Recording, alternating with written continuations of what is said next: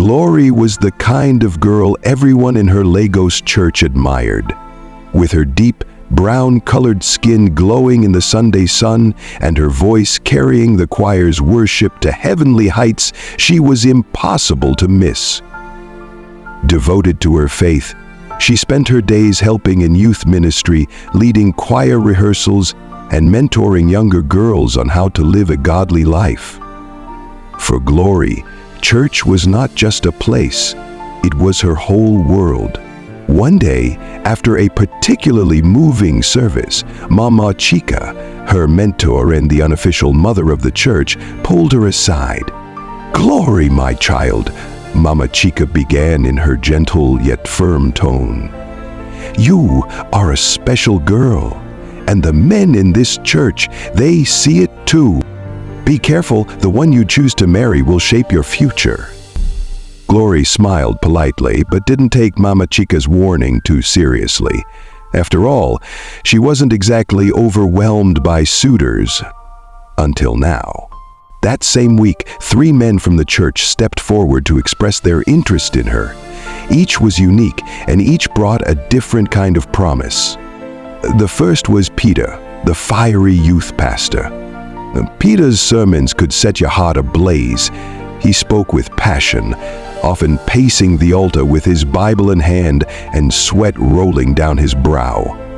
To him, God's work came first, second, and third. He made it clear that his dream was to marry a woman as devoted to ministry as he was. Peter was not wealthy, but he carried himself with confidence and believed his faith alone could carry them through any storm. The second was Joel, a wealthy businessman who sat on the church's board. Joel had the charm of someone who was used to getting what he wanted. He drove the sleekest cars, dressed impeccably, and made large donations that had his name printed in every church program. "Glory," he told her after a service, "you deserve a life where you'll never lack for anything. Marry me, and you'll have the world at your feet." His promises glittered like gold, but there was something about his worldliness that made her hesitate. The third was Samson, the choir master. Samson wasn't as bold as the other two, but had a quiet warmth about him. He often led the choir with gentle guidance, coaxing out harmonies that brought the congregation to tears. "I see the way you light up this church, Glory," he told her one evening after rehearsal. "With you by my side, I feel like we could create music that moves the heavens." Glory was torn. Each man represented a different path, and each seemed to hold a piece of the future she wanted. Peter's unwavering faith resonated deeply with her, but could she live with his lack of ambition outside the church? Joel's wealth and influence promised a comfortable life, but did he truly share her spiritual values? Samson's steady, nurturing energy felt safe, but was it enough to sustain her in a challenging world? Her heart wrestled for weeks. She prayed. She fasted. She spoke to her mother, a widow who had raised her alone. Her mother, weary from years of hard labor, gave her advice that seemed simple, but carried weight. "Glory," she said, holding her daughter's hand. "Marriage is not about just love or money. It's about partnership. Choose someone who will stand with you when the storm comes, because it will come." Finally, she turned to Mama Chica. "Mama, I don't know what to do. I've prayed, I've sought counsel, but my heart is still confused." Mama Chica leaned back, her eyes wise and searching. "My dear, follow peace. When you think of these men, who gives your heart peace? Don't let glitter blind you, and don't let passion deceive you." After much reflection, Glory chose Peter. His passion for God, his fiery dedication to ministry, and his ability to lead others made her believe he was the right partner for a life rooted in faith. When she told him her decision, Peter fell to his knees, tears streaming down his face. "Thank you, Glory. Together we'll do great things for God's kingdom. You've made the right choice." The church buzzed with excitement about their upcoming union. Glory, though nervous, felt a deep sense of fulfillment. She was marrying someone who shared her faith and her dreams. Yet, deep in her heart, a tiny voice whispered, "Are you sure?"